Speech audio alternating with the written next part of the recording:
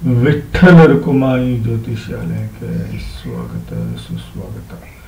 ದಿವ್ಯ ಸ್ತ್ರೀ 2 ಏಪ್ರಿಲ್ 1992 8:30 ಬೆಳಗ್ಗೆ ಹಾಸನದಲ್ಲಿ ಜನನ. ಉತ್ತರ ಭಾದ್ರಪದ ನಕ್ಷತ್ರ, ಮೀನ ರಾಶಿ, ಮೇಷ ಲಗ್ನದಲ್ಲಿ ಜನನ. ದಿವ್ಯ ಅವರ ಮೇಷ ಲಗ್ನ. ನಿಮ್ದು ಬ್ರಹ್ಮಯೋಗದಲ್ಲಿ ಹುಟ್ಟಿದ್ದೀರಾ. Super, no problem. ಚೆನ್ನಾಗಿದೆ ಯೋಗ.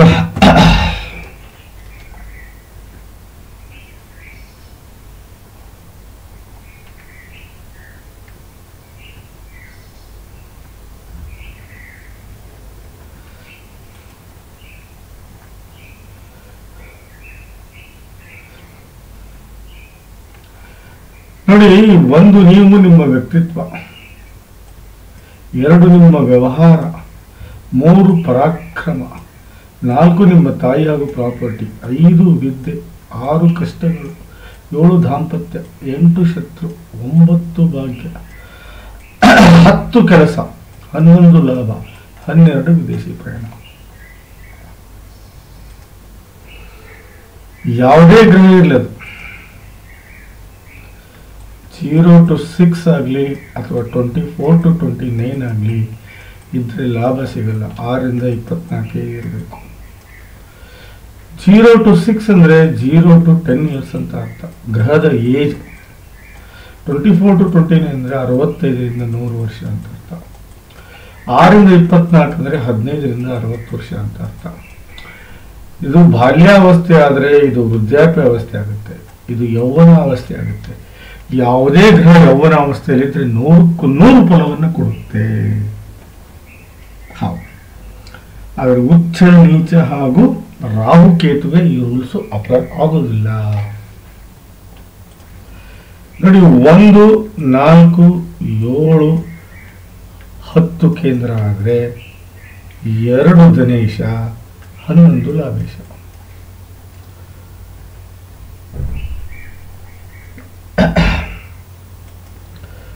ಒಂದು 5, 9 ತ್ರಿಕೋಣ ಆದರೆ 6, 8 ಹಾಗೂ 12 ಭಾರಿ ಕೆಟ್ಟ ಸ್ಥಾನಗಳು.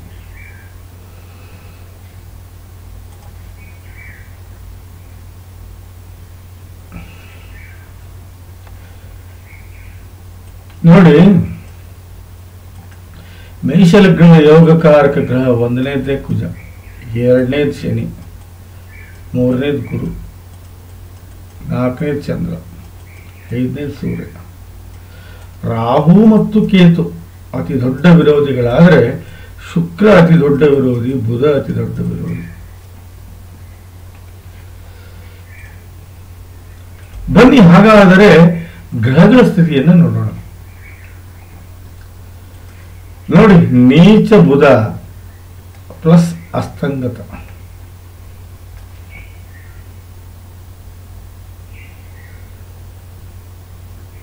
ವಕ್ರೀಯ ಗುರು, ನೀಚ ರಾಹು, ನೀಚ ಕೇತು.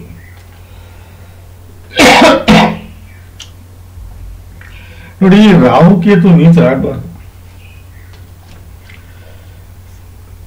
ಜೀವನದಲ್ಲಿ ಒಂದು ಪೀರಿಯಡ್ ಬರುತ್ತೆ, ಕೇತು ದಶೆ ಮತ್ತು ರಾಹು ದಶೆ ಅಂತ. ಆ ಪೀರಿಯಡ್ ನಲ್ಲಿ ವಿಪರೀತ ಕಷ್ಟವನ್ನು ಅನುಭವಿಸಬೇಕಾಗುತ್ತೆ, ವಿಪರೀತ ತೊಂದರೆಯನ್ನು ಅನುಭವಿಸಬೇಕಾಗುತ್ತೆ, ವಿಪರೀತ ನೋವನ್ನು ಅನುಭವಿಸಬೇಕಾಗುತ್ತೆ, ರೋಗಕ್ಕೆ ತುತ್ತಾಗಬೇಕಾಗುತ್ತೆ. Rahu Ketu is the most dangerous. ಯಾಕಂದ್ರೆ ಅದನ್ನು ನಾನು ಅನುಭವಿಸಿದ್ದೇನೆ, ನನಗೆ ಗೊತ್ತು.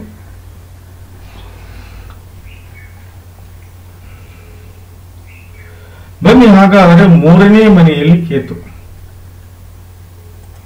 ನೀಚ ಕೇತು. ಈ ಮನೆಯ ಸ್ವಾಮಿ 12ನೇ ಮನೆಯಲ್ಲಿ ಅಸ್ತಂಗತ. ಅಸ್ತಂಗತ ಅಂದ್ರೆ ಏನು ಮೊದಲು ತಿಳ್ಕೊಳ್ಳಿ. ಫಸ್ಟ್, ಅಸ್ತಂಗತ ಅಂದ್ರೆ ಡೆಡ್ ಅಂತ ಅರ್ಥ.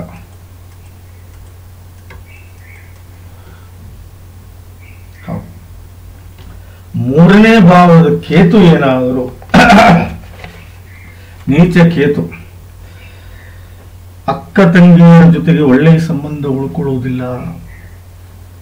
ಧೈರ್ಯಶಾಲಿಗಳನ್ನ ನೀವು ಹೆದರ್ತೀರಾ, ಯಾವುದಕ್ಕೂ ಕೈ ಹಾಕ್ಬೇಕಂದ್ರೆ ಹಿಂದೆ ಮುಂದೆ ವಿಚಾರ ಮಾಡ್ತೀರಾ, ಆಟಗಳಲ್ಲಿ ರುಚಿ ತೋರಿಸುವುದಿಲ್ಲ, ಬಾಡಿಯಲ್ಲಿ ಸ್ಟ್ರೆಂತ್ ಇರುವುದಿಲ್ಲ, ಕೆಲಸದ ಕೆಪಾಸಿಟಿ ಬಹಳ ಕಡಿಮೆ ಇರುತ್ತೆ, ಹಾರ್ಡ್ ವರ್ಕಿಂಗ್ ಅಲ್ಲ, ಏನೇ ಕಷ್ಟ ಬಂದರೂ ಎದುರಿಸುವಂತ ಶಕ್ತಿ ನಿಮಗೆ ಇರೋದಿಲ್ಲ, ಕಾಂಪಿಟೇಟಿವ್ ಎಕ್ಸಾಮ್ ಪಾಸ್ ಆಗೋದಿಲ್ಲ, ಬರವಣಿಗೆ ಹಾಗೂ ಸಾಹಿತ್ಯ ಕಲೆಯಲ್ಲಿ ಆಸಕ್ತಿ ಇರೋದಿಲ್ಲ, ಮಾತಿನಲ್ಲಿ ಸೋಲನ್ನು ಅನುಭವಿಸ್ತೀರಿ, ಟ್ಯಾಲೆಂಟ್ ಅನ್ನ ಯಾವಾಗ ಹೇಗೆ ಪ್ರೆಸೆಂಟ್ ಮಾಡಬೇಕು ಅನ್ನೋದನ್ನ ಕನ್ಫ್ಯೂಸ್ ಮಾಡ್ಕೋತೀರಿ, ಯಾವುದೇ ಕೆಲಸ ಹಿಡಿದ್ರು ಪ್ರಯತ್ನಶೀಲರಲ್ಲ ನೀವು, ಕೋರ್ಟ್ ಕಚೇರಿಯಲ್ಲಿ ಫೇಲ್ಯೂರ್ ಅನುಭವಿಸ್ತೀರಿ, ತಿರುಗಾಟದಲ್ಲಿ ಲಾಭ ಸಿಗೋದಿಲ್ಲ. ಆಕ್ಚುಲಿ ರಾಹು ಕೇತು ಕುಜ ಶನಿ ಈ 4 ಗ್ರಹಗಳು 3ನೇ ಭಾವದಲ್ಲಿ ಒಳ್ಳೆ ಫಲ ಕೊಡ್ತವೆ, ಇಲ್ಲ ಅಂತಲ್ಲ, ಬಟ್ ನೀಚ ಗ್ರಹಗಳು ಕೊಡೋದಿಲ್ಲ. ನೀಚ ಗ್ರಹಗಳು ಒಳ್ಳೆ ಫಲವನ್ನು ಕೊಡೋದಿಲ್ಲ. ನೋಡಿ, ಗುರು ಯಾರಿವರು 9ನೇ ಭಾವದ ಸ್ವಾಮಿ 5ನೇ ಮನೆಯಲ್ಲಿ ಬಂದಿದ್ದಾರೆ.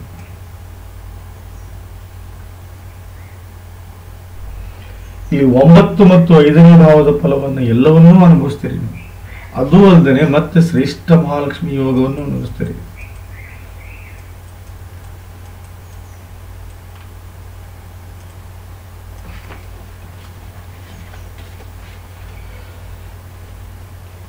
ಒಳ್ಳೆ ಎಜುಕೇಶನ್ ಪಡ್ಕೊಂಡಿರ್ತೀರಿ, ಒಳ್ಳೆ ದಾಂಪತ್ಯ ಇರುತ್ತೆ, ಒಳ್ಳೆ ಸೆಕ್ಸುವಲ್ ಲೈಫ್ ಎಂಜಾಯ್ ಮಾಡ್ತೀರಿ, ಹುಟ್ಟುವ ಮಕ್ಕಳು ಬುದ್ಧಿವಂತರು, ನೀತಿವಂತರು, ಸ್ಥಿತಿವಂತರು, ವಿದ್ಯಾವಂತರಾಗಿರ್ತಾರೆ ಮತ್ತು ಪ್ರಜ್ಞಾವಂತರಾಗಿರ್ತಾರೆ. ಒಳ್ಳೆ ಟ್ಯಾಲೆಂಟ್ ಅನ್ನು ಬೆಳೆಸ್ಕೊಂಡಿರ್ತೀರಿ, ಪಾಪ್ಯುಲಾರಿಟಿ ಬಹಳ ಚೆನ್ನಾಗಿರುತ್ತೆ, ತಂದೆ ತಾಯಿ ಅಣ್ಣ ತಮ್ಮ ಅಕ್ಕ ತಂಗಿ ಗಂಡ ಮಕ್ಕಳು ಎಲ್ಲರ ನಿಷ್ಕಂಕ ನಿರ್ಮಲವಾದ ಪ್ರೀತಿಯನ್ನ ಅನುಭವಿಸ್ತೀರಿ. ಏನೇ ಕಷ್ಟ ಬರಲಿ ಎದುರಿಸ್ತೀರಿ, ಸುಖವನ್ನು ನೀವು ಅನುಭವಿಸ್ತೀರಿ, ಕಷ್ಟಗಳನ್ನು ಹೊಡೆದು ಓಡಿಸ್ತೀರಿ, ಸಾಧನೆಗೆ ದಾರಿ ಮಾಡ್ಕೋತೀರಿ, ಒಳ್ಳೆ ಗುಣಗಳನ್ನು ಬೆಳೆಸ್ಕೋತೀರಿ, ಒಳ್ಳೆ ಪಬ್ಲಿಕ್ ಇಮೇಜು ಹಾಗೂ ಸಂಸ್ಕಾರ ನೆಮ್ಮದಿಯ ಬದುಕನ್ನು ಬದುಕ್ತೀರಿ. ಇದು 5ನೇ ಭಾವದ ಫಲ.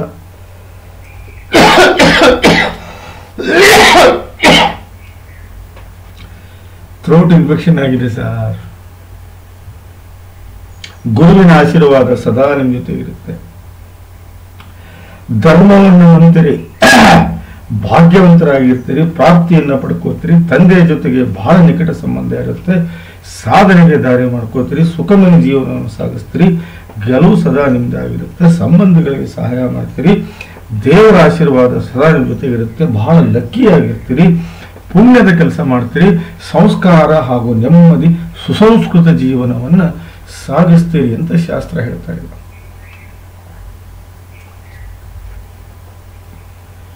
ಶ್ರೇಷ್ಠ ಮಹಾಲಕ್ಷ್ಮಿ ಯೋಗ ಒಂದು ಹೇಳ್ತೀನಿ, ಶ್ರೇಷ್ಠ ಮಹಾಲಕ್ಷ್ಮಿ ಯೋಗದಲ್ಲಿ ಸಂಪತ್ತು, ಐಶ್ವರ್ಯ, ದಾಂಪತ್ಯ, ವಿದ್ಯೆ ಇವು ಕಟ್ಟಿಟ್ಟ ಬುತ್ತಿ. ಹೌದು, ಈ 4 ಸಂಪೂರ್ಣವಾಗಿ ಅನುಭವಿಸ್ತೀರಿ.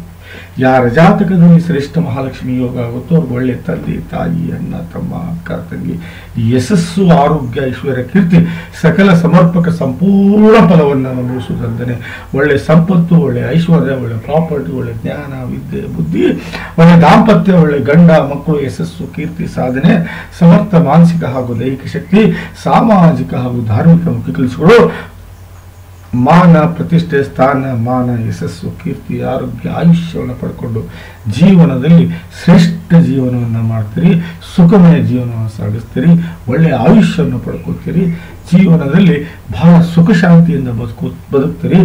ಯೋಗ ಚಂದ್ರಿಕೆ ಅನ್ನೋ ಗ್ರಂಥದಲ್ಲಿ ಬಹಳ ಚೆನ್ನಾಗಿ ಈ ಯೋಗದ ಬಗ್ಗೆ ಬರೆದಿದ್ದಾರೆ. ನಿಜವಾಗ್ಲೂ 9ನೇ ಮನೆ ಬರಬಾರದು, ನೀಚ ರಾಹು ಮೋಸ್ಟ್ ಡೇಂಜರಸ್ ಇದೆ.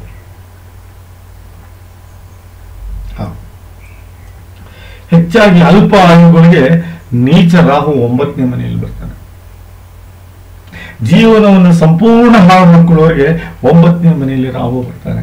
ಜೀವನದಲ್ಲಿ ಯಾವ ಸುಖವನ್ನು ಅನುಭವಿಸಿದವರಿಗೆ ರಾಹು, ನೀಚ ರಾಹು 9ನೇ ಮನೆಯಲ್ಲಿ ಬರ್ತಾನೆ. ಬರೀ ಕಷ್ಟಗಳನ್ನೇ ನೋಡುವಂತ ಮನುಷ್ಯನಿಗೆ 9ನೇ ಮನೆಯಲ್ಲಿ ನೀಚ ರಾಹು ಬರ್ತಾನೆ.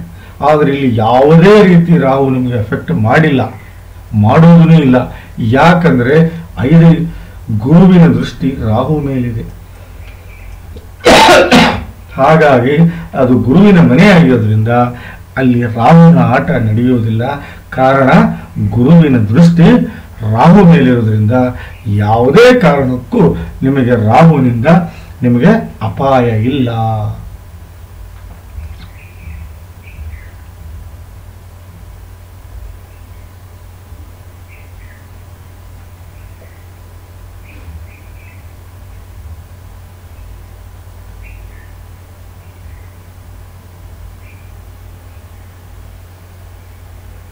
ಯಾವುದೇ ಕಾರಣಕ್ಕೂ ನಿಮಗೆ ಅಪಾಯ ಇಲ್ಲ.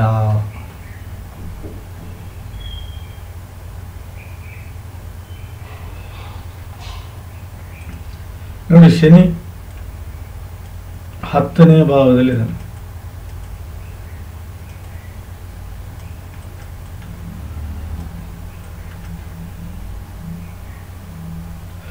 ಪಂಚಮಹಾಪುರುಷ ರಾಜಯೋಗಗಳಲ್ಲಿ ಇದೊಂದು ಅತಿ ದೊಡ್ಡ ರಾಜಯೋಗ. ಹೌದು, ಬುಧನಿಂದ ಭದ್ರ, ಶುಕ್ರನಿಂದ ಮಾಲಿವ್ಯ, ಕುಜನಿಂದ ರುಚಕ, ಗುರುನಿಂದ ಹಂಸ, ಶನಿಯಿಂದ ಸಸಾಮಹಾಪುರುಷ ರಾಜಯೋಗ.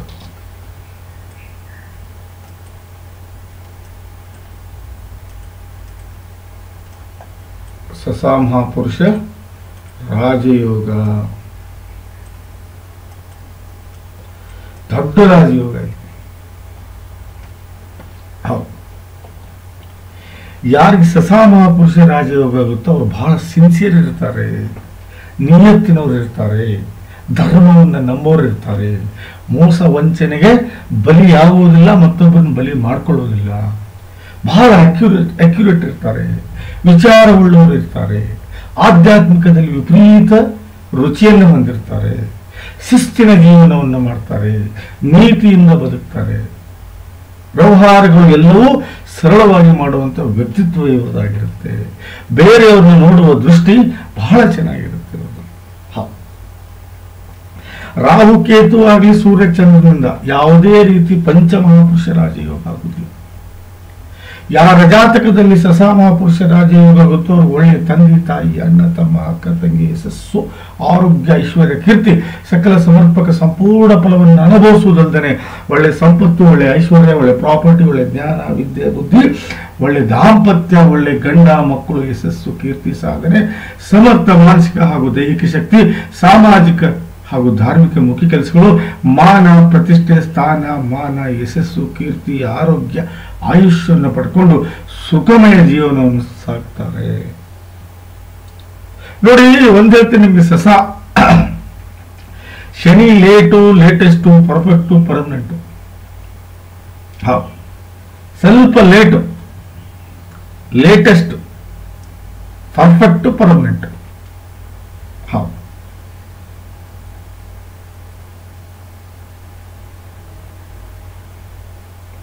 ಒಂದ್ ಮಾತು ಹೇಳ್ತೀನಿ, ಶನಿ ಯಾವತ್ತಿದ್ರೂ ಫಲ ಕೊಟ್ಟೇ ಕೊಡ್ತಾನೆ. ಇದು ಮಾತ್ರ ಕಟ್ಟಿಟ್ಟ ಬುತ್ತಿ.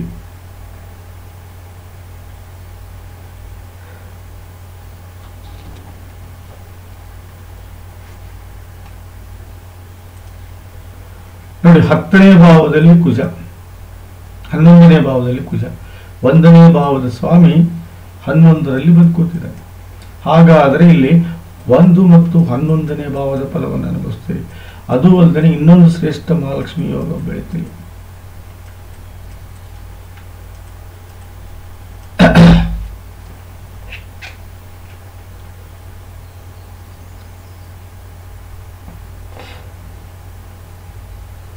ಶ್ರೇಷ್ಠ ಮಹಾಲಕ್ಷ್ಮಿ ಯೋಗ, ಎಕ್ಸ್ಟ್ರಾಆರ್ಡಿನರಿ ಯೋಗ, ಅಲ್ಟಿಮೇಟ್ ಯೋಗ.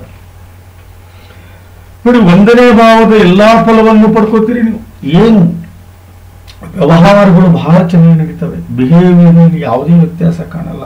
ಒಳ್ಳೆ ಹ್ಯಾಬಿಟ್ಸ್ ಅನ್ನು ಕಲಿತಿರ್ತೀರಿ, ಒಳ್ಳೆ ನಡವಳಿಕೆಯನ್ನು ಬೆಳೆಸ್ಕೊಂಡಿರ್ತೀರಿ. ದುಡ್ಡಿನ ಒಳಹರಿವು ಮತ್ತು ಹೊರಹರಿವು ವ್ಯತ್ಯಾಸ ಆಗೋದಿಲ್ಲ.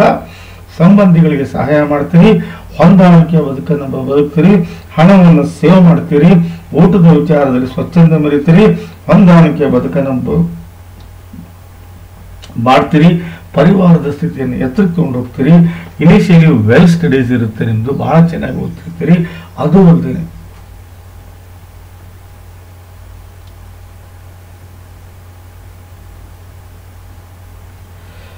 ಒಳ್ಳೆಯ ವ್ಯಕ್ತಿತ್ವವನ್ನು ಹೊಂದಿರ್ತೀರಿ, ಒಳ್ಳೆಯ ಗುಣಗಳನ್ನು ಬೆಳೆಸ್ಕೊಂಡಿರ್ತೀರಿ, ಒಳ್ಳೆಯ ವಿಚಾರಗಳಿಗೆ ಬೆಲೆ ಕೊಡ್ತೀರಿ, ಒಳ್ಳೆಯ ಸಂಗತಿಗಳಿಗೆ ಆಸಕ್ತಿಯನ್ನು ತೋರಿಸ್ತೀರಿ, ಮೆಂಟಲಿ ಬಹಳ ಕೆಪಬಲ್ ಇರ್ತೀರಿ, ಫಿಸಿಕಲಿ ಬಹಳ ಸ್ಟ್ರಾಂಗ್ ಇರ್ತೀರಿ, ಆಶೆ ಆಕಾಂಕ್ಷೆಗಳು ಇರ್ತವೆ, ಒಳ್ಳೆಯ ಇಮೇಜ್ ಅನ್ನು ಬೆಳೆಸ್ಕೊಂಡಿರ್ತೀರಿ, ಬುದ್ಧಿವಂತಿಕೆ ನಡೀತೀರಿ, ಗ್ರಾಸ್ಪಿಂಗ್ ಭಾವ ಬಹಳ ಚೆನ್ನಾಗಿರುತ್ತೆ.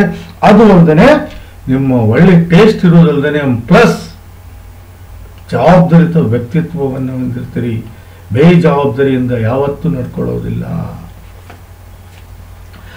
ಅಕ್ಕ ತಂಗಿ ಅಣ್ಣ ತಮ್ಮಂದ್ರ ಜೊತೆ ಒಳ್ಳೆ ಸಂಬಂಧ ಇರುತ್ತೆ, ಲಾಭದಲ್ಲಿ ಜೀವನ ಮಾಡ್ತೀರಿ, ಸಣ್ಣ ಪುಟ್ಟ ರೋಗಗಳಿಂದ ದೂರ ಹೋಗ್ತೀರಿ, ಆಸೆ ಆಕಾಂಕ್ಷೆಗಳನ್ನು ಈಡೇರಿಸ್ಕೋತೀರಿ, ಸಣ್ಣ ಪುಟ್ಟ ತಿರುಗಾಟದಿಂದ ಲಾಭ ಆಗುತ್ತೆ, ಹಂತ ಹಂತವಾಗಿ ಬೆಳಿತೀರಿ, ಹಂತ ಹಂತವಾಗಿ ಗ್ರೋತ್ ಆಗ್ತೀರಿ, ದೊಡ್ಡ ಆಭರಣವನ್ನು ಗಳಿಸ್ತೀರಿ, ಹಣವನ್ನು ಸೇವ್ ಮಾಡ್ತೀರಿ, ಬ್ಯಾಂಕ್ ಬ್ಯಾಲೆನ್ಸ್ ಮೇಂಟೈನ್ ಮಾಡ್ತೀರಿ, ಮಿತ್ರರನ್ನ ಒಳ್ಳೆ ಸಂಬಂಧ ಇರುತ್ತೆ, ಮತ್ತೊಬ್ಬರ ಮೇಲೆ ಪ್ರಭಾವ ಬೀರುವಂತ ವ್ಯಕ್ತಿತ್ವವನ್ನು ಹೊಂದಿರ್ತೀರಿ.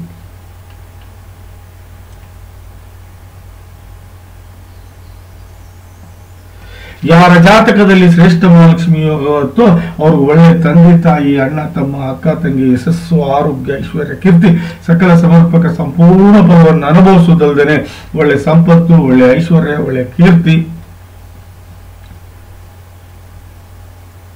ಒಳ್ಳೆ ಸಂಪತ್ತು ಒಳ್ಳೆ ಐಶ್ವರ್ಯ ಒಳ್ಳೆ ಪ್ರಾಪರ್ಟಿ ಒಳ್ಳೆ ಜ್ಞಾನ ವಿದ್ಯೆ ಬುದ್ಧಿ ಒಳ್ಳೆ ದಾಂಪತ್ಯ ಒಳ್ಳೆ ಗಂಡ ಮಕ್ಕಳು ಯಶಸ್ಸು ಕೀರ್ತಿ ಸಾಧನೆ ಸಮರ್ಥ ಮಾನಸಿಕ ಹಾಗೂ ದೈಹಿಕ ಶಕ್ತಿ ಸಾಮಾಜಿಕ ಮುಖ ಹಾಗೂ ಧಾರ್ಮಿಕ ಮುಖ ಕೆಲಸಗಳಲ್ಲಿ ತೊಡಗಿಸಿಕೊಳ್ಳುವುದಲ್ಲದೆ ಮಾನ ಪ್ರತಿಷ್ಠೆ ಸ್ಥಾನ ಮಾನ ಯಶಸ್ಸು ಕೀರ್ತಿ ಆರೋಗ್ಯ ಆಯುಷ್ಯವನ್ನು ಪಡ್ಕೊಂಡು ಬಹಳ ಜೀವನದಲ್ಲಿ ಎತ್ತರಕ್ಕೆ ಹೋಗ್ತೀರಿ. ಇದು ಶ್ರೇಷ್ಠ ಮಹಾಲಕ್ಷ್ಮಿ ಯೋಗದ ಫಲ. ಶುಕ್ರ 29 ಡಿಗ್ರಿ ಅದನೆ ಇವನ ಅವಶ್ಯಕತೆ ಇಲ್ಲ. ನೋಡಿ 4ನೇ ಭಾವದ ಸ್ವಾಮಿ 12ನೇ ಮನೆಯಲ್ಲಿ ಬಂದು ಕೂತಿದ್ದಾನೆ. 5ನೇ ಭಾವ ಕವರ್ ಆಗಿದೆ. ಇಲ್ಲಿ ಬುಧ ಅಸ್ತಂಗತ ಆಗಿದ್ದಾನೆ ನೀಚನಾಗಿ. ಒಳ್ಳೆಯದೇ ಆಯ್ತಿದು. ಬಟ್ 4ನೇ ಭಾವದ ಫಲ ಅಷ್ಟು ಹೇಳ್ಕೊಳ್ಳುವಷ್ಟು ನಿಮಗೆ ಸಿಗುವುದಿಲ್ಲ. ತಾಯಿ ಜೊತೆಗೆ ಸಂಬಂಧ ಬಹಳ ಚಲೋ ಇರುವುದಿಲ್ಲ. ಬಹಳ ವ್ಯವಹಾರಗಳಾಗ್ಲಿ ಬಿಸ್ನೆಸ್ ಆಗಲಿ ಸರಿಯಾಗಿ ನಡೆಯೋದಿಲ್ಲ. ಸುಖಮಯ ಜೀವನ ಸಾಗುವುದಿಲ್ಲ. ಪ್ರಾಪರ್ಟಿ ವಿಚಾರದಲ್ಲಿ ಗದ್ದಲ ಆಗುತ್ತೆ. ಹೈಯರ್ ಎಜುಕೇಶನ್ ತೊಂದರೆ ಆಗುತ್ತೆ. ಹಾರ್ಟ್ ರಿಲೇಟೆಡ್ ಪ್ರಾಬ್ಲಮ್ಸ್ ಬರ್ಬೋದು. ಮನೆಯಲ್ಲಿ ಹೊಂದಾಣಿಕೆ ಇಲ್ದಂಗೆ ಆಗುತ್ತೆ. ಮನೆಯ ಸ್ಥಿತಿ ಬಹಳ ಕೆಟ್ಟ ಹೋಗುತ್ತೆ. ಸ್ಟೈಲ್ ಆಫ್ ಲಿವಿಂಗ್ ಬಹಳ ಕಡಿಮೆ ಆಗುತ್ತೆ. ಮನೆಗೆ ಬಂದವ್ರನ್ನ ಪ್ರೇಮದಿಂದ ನೋಡ್ಕೊಳ್ಳೋದಿಲ್ಲ. ಸಮಾಜದಲ್ಲಿ ಒಳ್ಳೆ ಹೆಸರು ಮಾಡೋದಿಲ್ಲ. ಆಭರಣ ವೆಹಿಕಲ್ ಇತ್ಯಾದಿಗಳಲ್ಲಿ ನೀವು ಕೊರತೆ ಬರುತ್ತೆ, ಇಲ್ಲ ಪ್ಲೆಜ್ ಇಟ್ಟಿರ್ತೀರಿ. ಅದು ಅಲ್ಲದೆ ಪ್ರಾಪರ್ಟಿ ಹಾಗೂ ಶಾಪ್ ಇರ್ಬೋದು, ಮನೆ ಇರ್ಬೋದು, ಹೊಲ ಇರ್ಬೋದು, ಸಾಲದಲ್ಲಿ ಮುಳುಗಿರೋ ಚಾನ್ಸಸ್ ಬಹಳ ಇರುತ್ತೆ. ಯಾಕಂದ್ರೆ ವ್ಯಯ ಸ್ಥಾನದಲ್ಲಿ ಚಂದ್ರ ಬಂದಿದ್ದಾನೆ.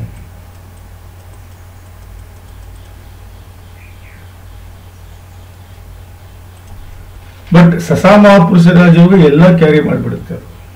ಆಲ್ಮೋಸ್ಟ್ ಅಲ್ಲಿ ನೀವು ಚೆನ್ನಾಗೇ ಇದ್ದೀರಿ, ಅದರಲ್ಲಿ ಯಾವುದೇ ಸಂಶಯ ಇಲ್ಲ. ನೋಡಿ, ಗುರು ಸೀದಾ ರಾಹು ನೋಡ್ತಾನೆ. ರಾಹುವಿಂದ ಆಗೋ ಎಲ್ಲಾ ಕೆಟ್ಟ ಫಲಗಳು ನಿರ್ವಹಣೆ ಮಾಡೋದಲ್ಲದೆ 11ನೇ ಭಾವ ನೋಡಿ ನಿಮ್ಮನ್ನ ನೋಡ್ತಾನೆ. 5ರಲ್ಲಿ ಒಳ್ಳೆ ದಾಂಪತ್ಯ ಮಕ್ಕಳು ವಿದ್ಯೆ ಕೊಡ್ತಾನೆ. 9ರಲ್ಲಿ ಒಳ್ಳೆ ಫ್ಯೂಚರ್ ಕೊಡ್ತಾನೆ. 11ರಲ್ಲಿ ಲಾಭ ಬರುತ್ತೆ. 1ರಲ್ಲಿ ವ್ಯಕ್ತಿತ್ವ ಗಳಿಸ್ತಾನೆ. ಅದೇ ರೀತಿ ಶನಿ ನಿಮ್ಮ 12ನೇ ಭಾವ ನೋಡ್ತಾನೆ. ಅದಾದ್ಮೇಲೆ ನಿಮ್ಮ 4ನೇ ಭಾವ ನೋಡ್ತಾನೆ. ಅದಾದ್ಮೇಲೆ ನಿಮ್ಮ 7ನೇ ಭಾವ ನೋಡ್ತಾನೆ. 10ರಲ್ಲಿ ಒಳ್ಳೆ ಕೆಲಸ, 12ರಲ್ಲಿ ವಿದೇಶಿ ಭಾಗ್ಯ, 4ರಲ್ಲಿ ನೆಮ್ಮದಿ, 7ರಲ್ಲಿ ಒಳ್ಳೆ ದಾಂಪತ್ಯ. ಅದೇ ಕುಜ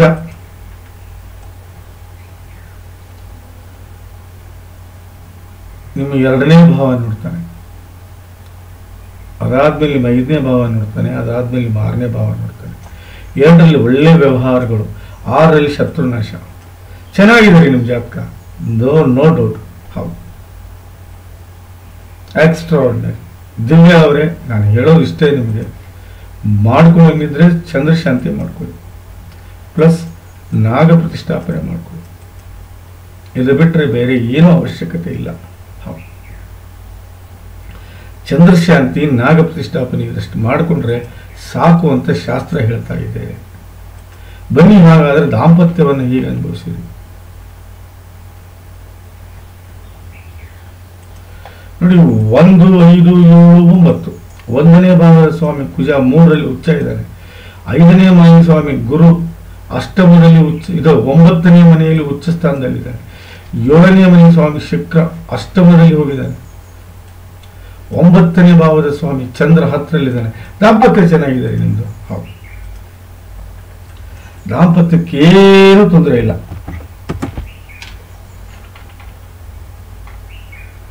ಕೆಲಸದ ವಿಚಾರವಾಗಿ 7ನೇ ಮನೆಯಲ್ಲಿ ಶುಕ್ರ, ಯಾವುದೇ ಬಿಸ್ನೆಸ್ ಮಾಡಿ 100% ಲಾಭದಲ್ಲೇ ಇರ್ತೀರ. ಹೌದು, ಯಾಕಂದ್ರೆ 7ನೇ ಮನೆಯಲ್ಲಿ ಶುಕ್ರ ಬಂದಿದ್ದಾನೆ. ಬನ್ನಿ, ಹಾಗಾದರೆ